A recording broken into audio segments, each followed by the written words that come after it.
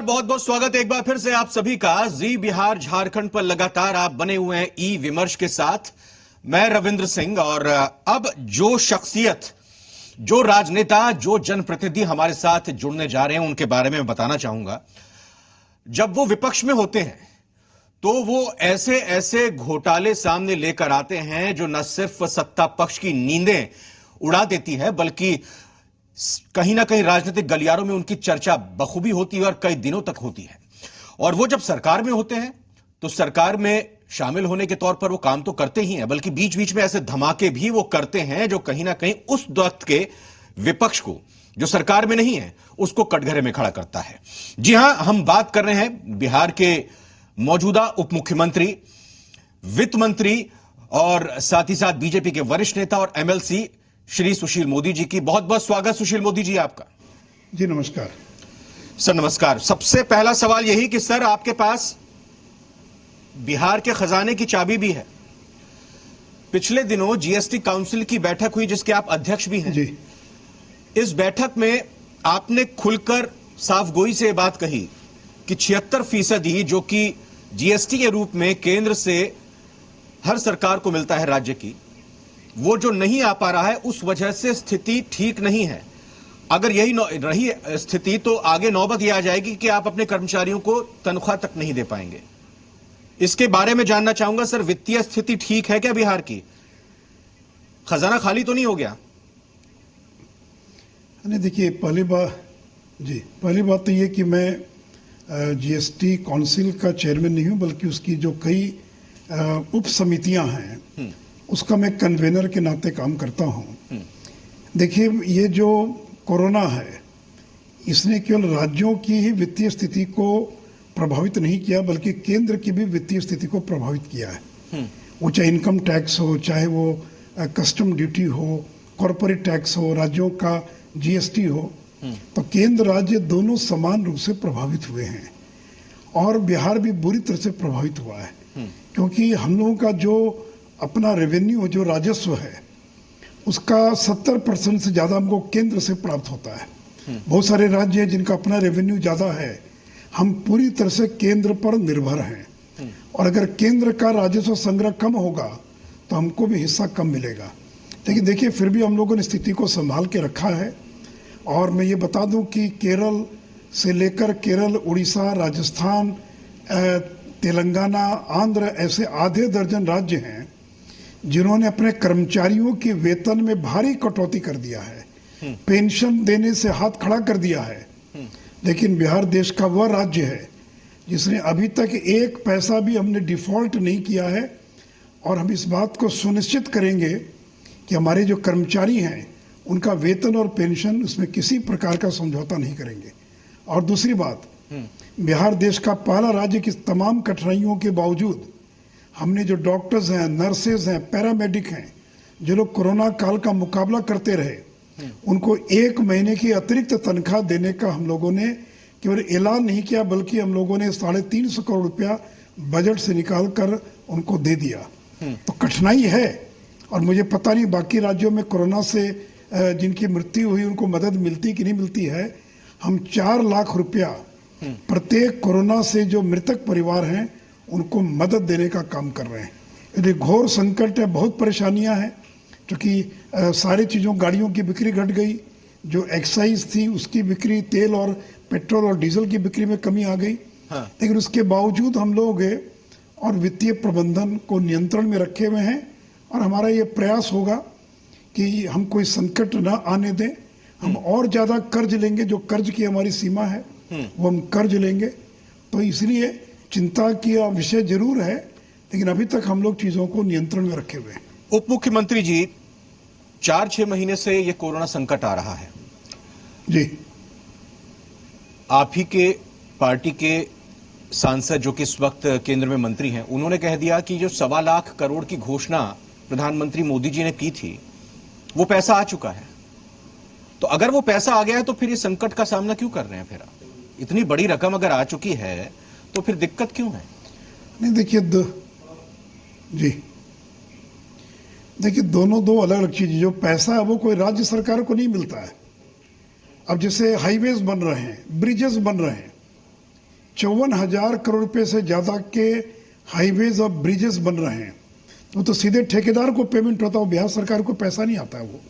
वो सीधे आज ही आदरणीय प्रधानमंत्री जी ने 900 करोड़ रुपए से ज्यादा की योजनाओं का उद्घाटन किया है, शिलान्यास ने उद्घाटन किया है। गैस पाइपलाइन, बॉटलिंग प्लांट, तो वो पैसा राज्य सरकार को नहीं मिलता है, वो सीधे जो केंद्र की सरकार कंसर्न एजेंसीज को पैसा पेमेंट करती है।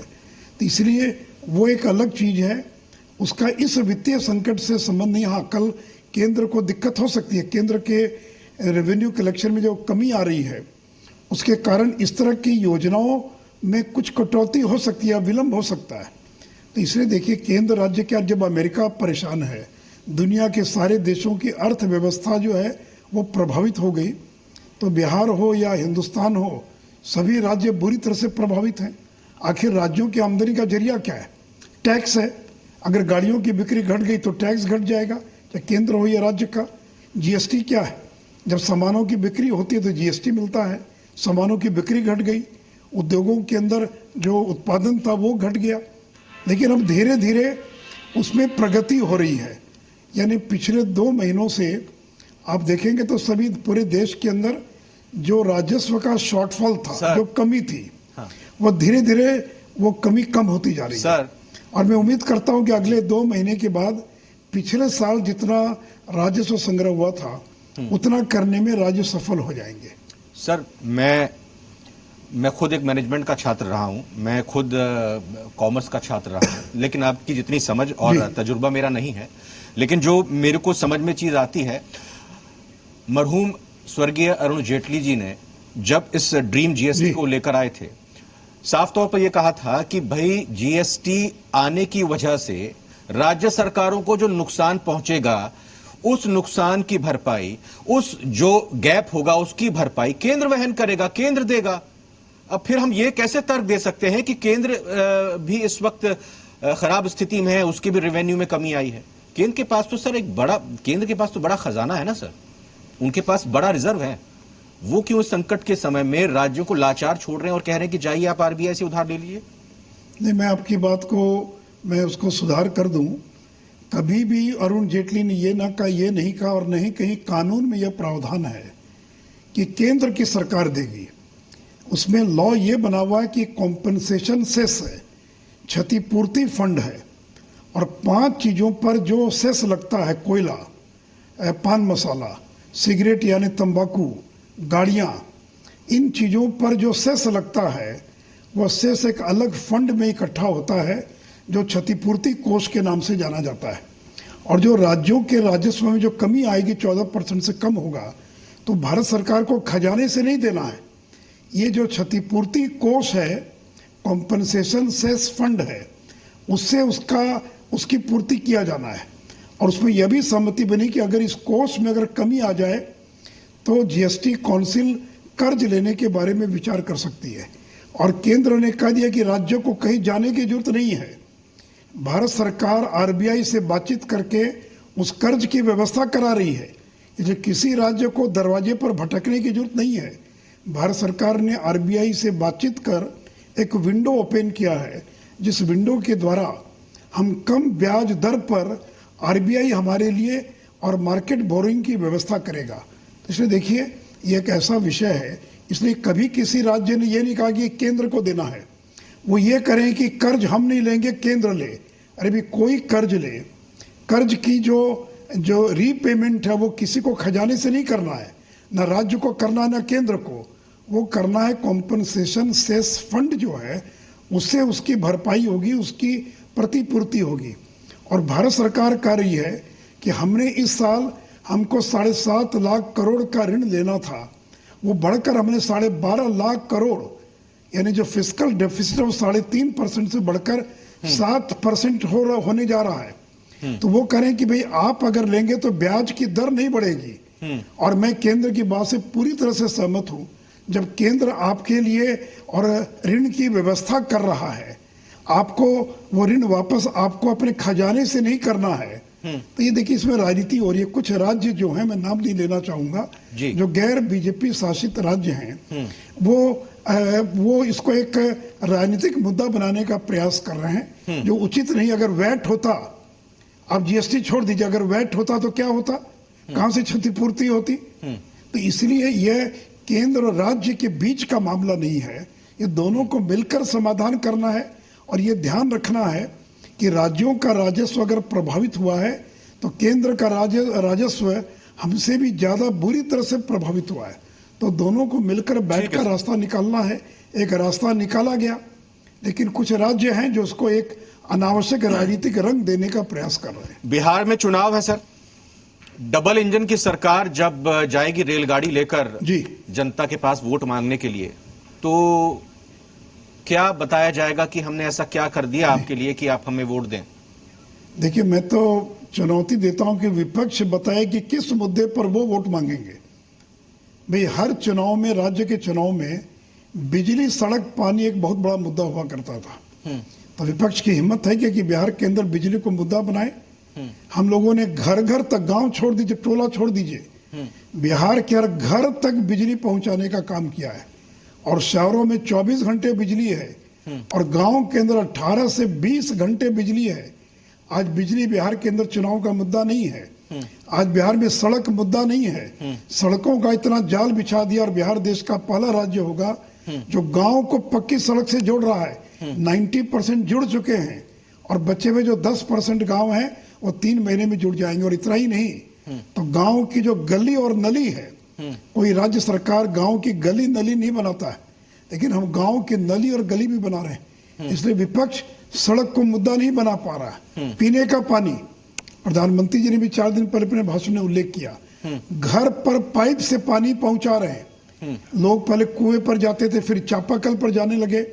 बिहार में 72% घरों तक हम पाइप वाटर सप्लाई पहुंचा चुके हैं और काम चालू है। 3-4 महीना और लगेगा। बिहार देश का पहला राज्य बनेगा जहां 100% पाइप वाटर सप्लाई होगा। अच्छा। तो मैं तो चुनौती देता हूं कि बिजली को बनाए मुद्दा, सड़क को बनाए मुद्दा, वो बनाए पानी को। और ये प्रवासी मजदूर, हिम्मत है तो बनाए प्रवासी मजदूरों को मुद्दा। अरे भाई, जो प्रवासी मजदूर बिहार आए, नरेंद्र मोदी जी की सरकार ने मुफ्त ट्रेन से 20 लाख लोगों को बिना किराया लिए घर पहुंचा दिया। और उन प्रवासी मजदूरों को जितनी मदद की है, और आज बिहार में एक भी गरीब नहीं होगा जिसके पॉकेट में 3 से 4 हजार रुपया नगद केंद्र राज्य ने मिलकर नहीं पहुंचाया होगा। और इतना ही नहीं, हर गरीब को और 40 किलो अनाज मुफ्त में केंद्र की सरकार ने दिया है। तो इतनी बड़ी मदद किया हम लोगों ने प्रवासी मजदूरों की। तो प्रवासी मजदूर बिहार में कोई मुद्दा नहीं है। आप बात करेंगे कोरोना की, तो बेड खाली पड़े हैं बिहार के अंदर। आप चले जाइए एम्स में, पीएमसीएच में, एनएमसीएच में या किसी भी अस्पताल के अंदर मरीज नहीं है। यानी 100 बेड है तो 20 मरीज हैं और 80 मरीज जो हैं और बेड खाली पड़ा हुआ है। तो मैं ये नहीं कर रहा हूँ आगे ये संकट और नहीं आ सकता, ये मैंने ये दावा नहीं कर रहा हूँ। देखिए, दिल्ली में घट गया था, फिर बढ़कर 4000 हो गया। लेकिन हम लोगों ने शुरू में थोड़ी दिक्कत जरूर आई थी जुलाई महीने में, लेकिन हम लोगों ने उसका मजबूती से मुकाबला किया। और आज उसका परिणाम है कि बिहार के अंदर कोरोना की स्थिति पूरी तरह से नियंत्रण में है। ने बताया कि जो कुछ हम कर रहे हैं वो बेहतर तरीके से आगे बढ़ रहा है, दिखाई दे रहा है। लेकिन फिर विकास को लेकर बात ज्यादा क्यों नहीं दिखाई देती? आप विपक्ष पर हमला करते हैं, निजी हमला करते हैं तमाम तरह से, फिर 15 साल बनाम 15 साल का वो डर और खौफ क्यों दिखाया जाता है जनता को? आप ये बताइए कि आप अपनी बात क्यों नहीं करते हैं। और दूसरी तरफ ये, जिस आधार पर बीजेपी और जेडीयू की सरकार एक बार फिर से बनी थी, वो आधार रखा गया था कि उप मुख्यमंत्री तत्कालीन तेजस्वी यादव के ऊपर भ्रष्टाचार के आरोप लग रहे थे। केंद्रीय एजेंसियों ने उनकी जांच की। मुझे आज का अपडेट और स्टेटस बताइए आप बिहार की जनता को कि वो जो आरोप लगे थे वो कितने सच साबित हो गए, क्या कहां तक कार्रवाई पहुंची है जो आरोप लगाए गए थे? क्योंकि आपको जवाब देना होगा जनता को कि ये राजनीतिक आरोप नहीं थे। देखिए, पहली बात तो ये कि ये लड़ाई 15 साल बनाम 15 साल की नहीं है। ये लड़ाई 45 साल बनाम 15 साल की लड़ाई है। श्री बाबू की मृत्यु हुई 1961 में। जो थोड़ा बहुत बिहार में विकास हुआ वो आज़ादी के पहले 15 साल में हुआ। और 61 से लेकर 2005 में बिहार में कोई विकास नहीं हुआ। आपकी जानकारी के लिए रविंद्रन जी, कि 50 साल में बिहार में एक मेडिकल कॉलेज खुला, 50 साल में, 15 साल तो छोड़ दीजिए, 50 साल में एक मेडिकल कॉलेज खुला, और हम लोगों ने 15 साल में 5 मेडिकल कॉलेज में एमबीबीएस की पढ़ाई प्रारंभ कर दी, और 11 नए मेडिकल कॉलेज खोलने का काम चल रहा है। आजादी के 54 साल के अंदर बिहार में केवल 2 नए इंजीनियरिंग कॉलेज खोले सरकारी, और 15 साल में 38 नए इंजीनियरिंग कॉलेज खोले हम लोगों ने। मैं 1 घंटा आपको बता सकता हूं कि इसलिए ये लड़ाई 15 बनाम 15 की नहीं है, ये लड़ाई 45 साल 61 से लेकर 2005 के बीच जो विकास हुआ है, और हम लोगों ने जो विकास किया। और अब देखिए, हम तो इसी मुद्दे पर जनता के बीच जा रहे हैं। और जहां तक भ्रष्टाचार की बात है, तो आपकी जानकारी के लिए जो आईआरसीटीसी घोटाला है, उसमें तेजस्वी यादव और लालू यादव पर चार्जशीट फाइल हो चुकी है। ट्रायल शुरू होने वाला था, लेकिन तब तक कोरोना काल प्रारंभ हो गया, इसलिए देश भर के कोर्ट्स के अंदर और काम बाधित हो गया। अभी तक की 70 से ज्यादा संपत्ति को इनकम टैक्स और ईडी ने जब्त कर लिया है, और उन पर मुकदमे चल रहे हैं। आप मुझे बताते तो मैं 1 घंटा कार्यक्रम आप रखिए, मैं एक एक संपत्ति की क्या स्थिति में आपको बता दूंगा। नहीं, बिल्कुल चल रहे हैं। ये तो ये अब चुनाव है, तो बातें आपसे लगातार होती रहेंगी, आप चुनाव प्रचार में रहेंगे तब भी बात होगी। हाँ, बोलिए। 15 साल की मैंने कर लिया कंप्लीट। मैंने बताया कि 15 साल से सरकार में दिल्ली और पटना की जो संपत्ति है, हाँ, वो जब्त की जा चुकी है ईडी और बाकी के द्वारा, और उसको एडजुडिकेटिंग अथॉरिटी ने भी कंफर्म कर दिया है। इससे ज्यादा कार्रवाई और क्या चाहिए आपको कि इतनी कार्रवाई जो सेंट्रल एजेंसीज कोर्ट दोषी ठहरा दे, कोर्ट दोषी ठहरा दे, हम इसका इंतजार कर रहे हैं। जो आप तमाम तरीके से सबूत और साक्ष्य की बात कर रहे हैं, कोर्ट दोषी ठहरा। जी, असल मुद्दा यही है। अरे भाई, उनके तो राष्ट्रीय जनता दल के जो अध्यक्ष हैं रविंद्र जी, हाँ जी, ये राष्ट्रीय जनता दल के जो अध्यक्ष हैं वो किस लिए जेल में है? हम ही लोगों ने जो खुलासा किया, उसी खुलासे में जो जांच हुई, उसमें सजा याफ्ता नहीं। अभी आपने कहा ना कि क्या है, सजा याफ्ता है और जेल में बंदा 2.5 साल। तेजस्वी यादव की वैसे बात कर रहा था, आंदोलन करके जेल थोड़ी गए हैं। जी, मैं तेजस्वी कोर्ट ने सजा दी है। अरे भाई, वही तो मैंने कहा आपका, तो उन पर चार्जशीट फाइल हो गई है, और कभी भी ट्रायल जैसी कोर्ट नॉर्मल चलेगा। आईआरसीटीसी घोटाले में तेजस्वी यादव पर ट्रायल जो है कभी भी प्रारंभ हो सकता है।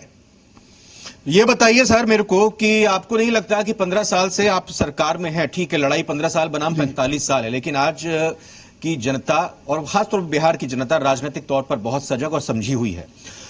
एंटी इनकम्बेंसी का फर्क पड़ेगा क्या? और क्योंकि कहा विपक्ष की तरफ से भी यही जा रहा है कि कहीं ना कहीं सुशासन बाबू का जलवा थोड़ा थोड़ा जा रहा है, उनका जादू थोड़ा सा कमजोर पड़ रहा है। देखिए, आप मुझे ये बताइए कि पिछले 15 के चुनाव में नीतीश कुमार, लालू यादव और कांग्रेस एक साथ थे, यूपीए था, तो यूपीए का चेहरा थे नीतीश कुमार, और 70-71 सीट जीत कर आए। वो हमारे साथ आ गए, तो वो कमजोर हुए कि हम कमजोर हुए? भाई, जो 3 घटक दल थे, उसका जो मुख्य चेहरा था, जिसके नाम पर उन्होंने वोट मांगा, वही नीतीश कुमार आज आरजेडी के साथ नहीं है, यूपीए में नहीं है, वो हमारे साथ है। तो हम मजबूत हुए कि वो मजबूत हुए? और दूसरी एक बात देखिए, ध्यान रखिए कि बिहार में भाजपा जदयू गठबंधन जब मिलकर चुनाव लड़ा है, वो आप अगर देखेंगे 2005 से, तो यूपी और एनडीए के वोट शेयर में 12% से ज्यादा का अंतर है। छत्तीसगढ़ और मध्य प्रदेश में तो अगर 1-2% का वोट शेयर का अंतर हो तो सरकार बनती और बिगड़ जाती है। बिल्कुल, यहाँ तो 12-13% का अंतर है वोट शेयर के अंदर। और अभी जो लोकसभा चुनाव हुआ, ठीक है सर, उसमें 23% मत हम लोगों को ज्यादा मिला, तो इसलिए। और अब तो रामविलास जी की पार्टी भी हमारे साथ है। आपने कहा रामविलास पासवान जी हमारे साथ हैं, हमें तो नहीं लग रहा कि वो आपके साथ हैं, क्योंकि जेडीयू यही कहती है कि वो तो बीजेपी के सहयोगी है। एलजेपी की तरफ से ये बात आ रही है सामने कि हम तो 153 सीटों पर, 143-153 सीटों पर चुनाव लड़ने की तैयारी कर रहे हैं। चिराग पासवान लगातार सरकार को आईना दिखा रहे हैं। इसका मतलब है कि आपका आज का आपने समाचार पत्र नहीं देखा कि जो बयान आए हैं लोक जनशक्ति पार्टी की ओर से। देखिए, पूरा विश्वास रखिए कि आगे आने वाले दिनों में लोक जनशक्ति पार्टी, जनता दल यू और बीजेपी मिलकर चुनाव लड़ेगी। हम एक साथ हैं, एकजुट है। अलायंस है, कभी कभार किसी मुद्दे पर थोड़ा तफरका डिफरेंसेस हो सकता है, लेकिन तीनों दलों के लोग बहुत सक्षम लोग हैं, बहुत क्षमतावान लोग हैं और मिल बैठकर सारी चीजों का समाधान कर लेंगे। मैं कोट नहीं करूंगा, मैं कोट नहीं करूंगा कहां पे मैंने ये इंटरव्यू सुना। मैंने चिराग पासवान जी का एक इंटरव्यू सुना। नहीं, मुझे लग रहा है कि आप थोड़ा परेशान हो रहे हैं। नहीं, मुझे कोई परेशानी नहीं, मुझे लग रहा है कि आप पुरानी बात कर रहे हैं ना। आपने जो इंटरव्यू सुना, अरे भाई उन्होंने कहा ठीक है मेरी बात ही सुन रहे हैं आप, मुझे लग रहा है आप परेशान हो रहे हैं सवाल सुनने से पहले। चिराग पासवान ने कहा कि मुख्यमंत्री से मेरी बात नहीं हुई, वो मेरी उनसे बात परेशान हो रहे हैं ना। आपकी बात होती है उनसे? अरे भाई मैं फिर कह रहा हूँ, आप परेशान मत होइए रविंद्र जी, आप परेशान मत होइए। आपके सहयोगी परेशान हो रहे हैं। चिराग आज क्या बयान है, आपने आज का बयान नहीं देखा, इसलिए आप पुराने जो बयानों को आप ले रहे हैं, पुराने बयान पर मत जाइए। आज क्या बयान है जाकर आप देख लीजिए। इसलिए वो सब चिंता छोड़ दीजिए, अपनों पर छोड़ दीजिए। हम लोग मिलकर लड़ेंगे चुनाव और कोई भी दूरी नहीं है, कहीं कोई मतभेद नहीं है और मिलकर अगला चुनाव लड़ेंगे। आप 10 दिन के बाद देख लीजिएगा। हाँ। तब मैं आपको फोन करके मुझसे बात कीजिएगा, मैं आपको तब आपको मालूम पड़ जाएगा क्या हुआ जो है। सीटों का तालमेल आराम से हो जाएगा ना? जी एकदम आराम से। अच्छा ये बताइए, पिछली बार आप 150 सीटों पर चुनाव लड़े थे, तो 150 सीटों पर तो आप नहीं लड़ेंगे। आपने यहां पर बलिदान दिया, 2019 के लोकसभा चुनाव में भी अपनी जीती हुई सीट दे दी। अब फिर से 150 की स्थिति में आप बीजेपी नहीं लग रही, तो बीजेपी क्यों लगातार ये नुकसान झेल रही है? क्योंकि आप ही के पार्टी का एक धड़ा ये कहता है कि हमारी पार्टी में कुछ लोग जेडीयू की छत्र छाया में ही रहना चाहते हैं और हम नंबर 2 पर ही बने रहना चाहते हैं। आपने देखा होगा कि महाराष्ट्र में कैसे आप आगे बढ़कर आप ही की पार्टी के मुख्यमंत्री बने और फिर आपने बड़े भाई की भूमिका निभाई। क्या बीजेपी के लिए वो समय आएगा? कहां बने मुख्यमंत्री? अभी तो बेचारे देवेंद्र फडणवीस कहां मुख्यमंत्री है, अभी तो नहीं बन पहले बने थे ना। देखिए केंद्रीय नेतृत्व ने बहुत स्पष्ट कर दिया है, एक जैसे यहाँ कोई धड़ा नहीं है। और जब अमित शाह जी ने ऐलान कर दिया 3 महीने पूर्व, और एक बार नहीं 3 बार ऐलान कर दिया, और नड्डा जी ने आधे दर्जन बार ऐलान कर दिया, और अमित शाह जी ने अगर कोई घोषणा की होगी तो बिना प्रधानमंत्री के, बिना परामर्श के उन्होंने घोषणा नहीं की होगी। तो ये कोई मुद्दा थोड़ी है, ये सब कौन कितने सीट पर लड़ेगा, बैठेंगे मिलकर सारी चीजों का समाधान हो जाएगा। और ये कोई सार्वजनिक घोषणा करने का विषय नहीं रहता कितनी सीट पर लड़ेंगे। जब सारी चीजों पर तालमेल हो जाएगा तो बीजेपी, जेडीयू, लोजपा के नेता एक साथ बैठकर और मीडिया को पूरी जानकारी दे देंगे कि कौन कितनी सीटों पर लड़ रहा है चुनाव। बीजेपी, जेडीयू, एलजेपी की बात आपने की। सर मैं पहले भी पूछा था, सवाल छूट गया था। आपने हम की बात नहीं की, जीतन राम मांझी जी की। वो तो पटना की सड़कों में पोस्टर लगा रहे हैं, मुख्यमंत्री जी का चेहरा है, आपका चेहरा है, उनकी खुद की तस्वीर है और प्रधानमंत्री मोदी जी की तस्वीर है। जरा बताइए, जीतन राम मांझी महागठबंधन में तो है नहीं, कहां पर है वो है एनडीए में है। अच्छा आपसे नाम मिस हो गया। आपको क्यों गलतफहमी कैसे हो रही है वो कि एनडीए? आपसे नाम मिस हो गया ना, आपने लोजपा, जेडीयू और बीजेपी की बात की, तो एनडीए में है वो, मतलब एनडीए। अरे भाई तो अरे ठीक है, 3 बड़े दल अभी थे, अभी आए नहीं। ठीक है, मैं सुधार कर लेता हूँ, मैं आपके भाई सुधार कर लेता हूँ। जीतन राम मांझी, रामविलास पासवान, नीतीश कुमार, नरेंद्र मोदी, सब एक साथ। एक चीज और सर, ये बताइए कि सुशील मोदी जी 3 बार से उप मुख्यमंत्री हैं। हम तो और ये कहें कि प्रदेश की बीजेपी के कार्यकर्ता नहीं चाहेंगे कि बीजेपी का भी मुख्यमंत्री आए और सुशील मोदी जी भी मुख्यमंत्री बने। देखिए इस समय तो नीतीश कुमार मुख्यमंत्री हैं और मुख्यमंत्री रहेंगे। ठीक है, अभी चुनाव 2020 का हो रहा है, 2030 का चुनाव नहीं हो रहा है। तो 2020 के विधानसभा चुनाव में भारतीय जनता पार्टी ने यह निर्णय लिया है कि नीतीश कुमार गठबंधन के नेता होंगे और कल बहुमत मिलने पर एनडीए को वो मुख्यमंत्री बनेंगे। महाराष्ट्र में संजय राउत ने यह कहा कि बिहार चुनाव है, इसलिए इस मुद्दे को बिहार सरकार उठा रही है। आप ये बताइए मुझे कि सर पिछले दिनों आप ही की एक इकाई में, नाम मेरे को ध्यान नहीं आ रहा है, आप ही की संघ की वो इकाई है या बीजेपी की इकाई है, उसकी तरफ से एक पैम्फलेट बांटा गया जिसमें सुशांत सिंह का चेहरा था और कहा था कि ना भूले हैं ना भूलेंगे।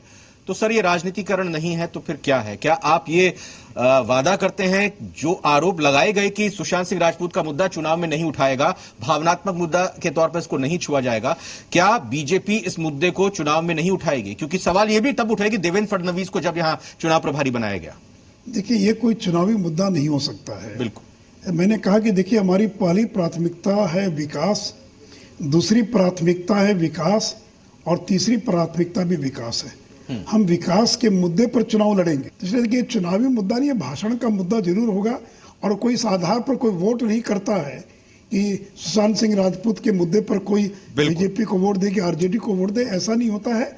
लेकिन भाषण का मुद्दा ये जरूर होगा। बहुत बहुत शुक्रिया, बहुत बहुत धन्यवाद उप मुख्यमंत्री सुशील कुमार मोदी जी, जी बिहार झारखंड की ई विमर्श में जुड़ने के लिए बहुत बहुत धन्यवाद। तो सुशील कुमार मोदी साफ तौर पर कहते हुए 3/4 से एक बार फिर से जीत कर आएंगे और एनडीए का कुनबा बड़ा हो चुका है। उसमें अब एलजेपी भी है, बीजेपी तो है ही, जेडीयू तो है ही, और साथ ही साथ हिंदुस्तानी आवाम मोर्चा की तरफ से जीतन राम मांझी भी आ चुके हैं और बहुत जल्द सीट शेयरिंग का मसला भी 10 दिनों के अंदर वो सुलझा लेंगे।